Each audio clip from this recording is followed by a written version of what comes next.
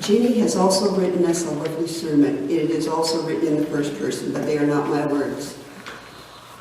And as we listen to these words, may we remember that the Spirit is with us, in us, amongst us, and that we hear what we need to hear today. Choosing our kingdom. It seems strange to me that on this last Sunday of the church year, a day when Advent and Christmas can be seen peeking around the corner of our calendars, a time when we were beginning to have images of a baby in a manger and a star for the wise to follow, that we have this particular reading from John's Gospel. This is a reading that we hear every Good Friday. It's a reading that, regardless of how we view Jesus or God, fills us with dread because we know the story that is about to unfold. Pilate will deliver his sentence of death upon Jesus, and Jesus will be taken out and nailed to a cross. Truly an odd reading to have on this particular Sunday. A day that is the culmination of our annual journey through the story of Jesus as Messiah, or as we in the church call it, the Reign of Christ Sunday. King's reign, and the one that we follow, was executed before his coronation. In worldly terms, this doesn't make a lot of sense. How does one have a king that was never truly king? Yet for us, it is our story. It is our truth, and it is our challenge. Two men in a room. One man can, with the wave of his hand, send troops anywhere he desires, holding as he does the very power of life and death in his hands. The other man, a wordsmith who, with parables about lost children and enemies who rescue us from the harm inflicted on us by the world, upsets current notions about God and how God operates in the world. The patrician who commands the might of the greatest nation on earth comes face to face with a simple peasant who refuses to be controlled. The governor who holds life and death in his hands meets the one who offers his life for the life of all. Pilate represents an empire whose foundation is might, whose reality is power, whose leader is viewed as a god.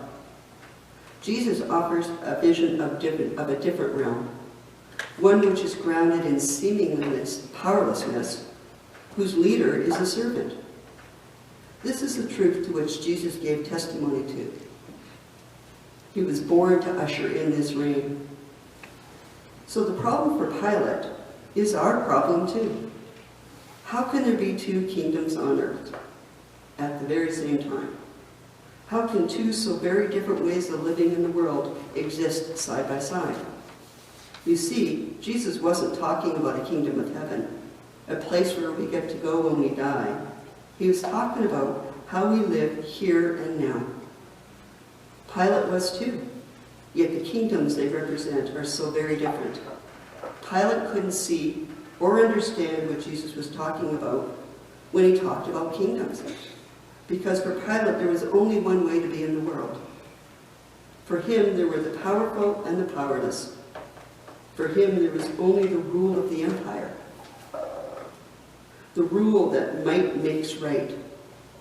The rule that some people were better than others, and it was the right of better people to take whatever it is that they wanted from whomever they wanted.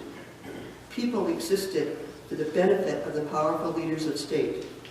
End of story about kingdoms, as Pilate understood it. So when Pilate holds Jesus' sentencing hearing, it is no surprise that the sentence was death. I mean, what else was he to do when confronted by this man, Jesus, and his notion for life at all? His ideas of shared power, his ideas about the worthiness of all people, about how God sides with the littlest and the least of this world, and that power, true God-given power, is the power that frees people from the bondage of systems and beliefs that deny them their status as children of God. So, Pilate's problem is now our problem. While a lot has changed since the first century, a lot still remains the same. We, like Pilate and Jesus' disciples and the temple elites that called for Jesus' execution, live in a world where power is typically viewed as might makes right. and is thus coercive and abusive at times.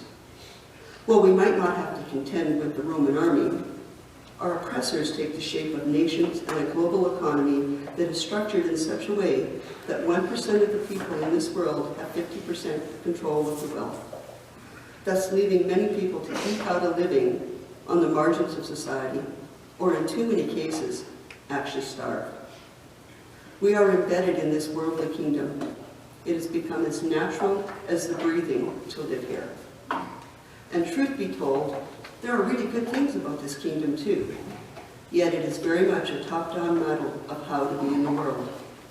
It is a system that does not view all as equal and worthy, and it cannot produce life for all. The kingdom that Jesus was talking about, the truth that Pilate was so interested in during the sentencing hearing, is this. There is a better, more excellent way to live. There is a way of being in this world that can produce life for all.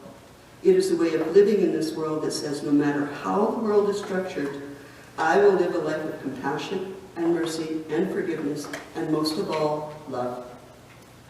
Today we are being asked the question, where does our ultimate allegiance lie? Which kingdom will we choose to live in? Today we have the opportunity to once again declare that while we live in this world, with all of its goodness and all of its brokenness, we live in the kingdom of love and peace. And it is to that kingdom we place our loyalty and our lives. Make no mistake, there is great power in the kingdom of Jesus, yet it is a power of a different kind. It's not coercive or abusive. It is not the sole purview of some, but is held in the hands of all. It is the power of vulnerable love. Just like Jesus was vulnerable and God was vulnerable, the Christ who saves us is vulnerable. Christ is vulnerable love unleashed upon the world. It is the kind of love that dares to risk being thought a fool. It is the kind of love that seeks the best for others. It's the kind of love that seeks to do God's will instead of our own. It is this powerful and saving love that will save our world, and it is this powerful and saving love that you hold in your hands. You might not be powerful in worldly terms, but in Jesus' kingdom, you are powerful beyond measure. The truth is, we live in both of these kingdoms. We live in the kingdom Pilate described, and we live in the kingdom Jesus brought into being. Yet, by our very presence here today, we are declaring that we choose to live in the kingdom of God. The kingdom where the power of love is the rule, the norm, the way of life that brings life. Every time we risk to reach out in love, compassion, mercy, and forgiveness, we are declaring our citizenship in this kingdom. And every time we do that, the world is healed just a little bit more. One final word about the power of love.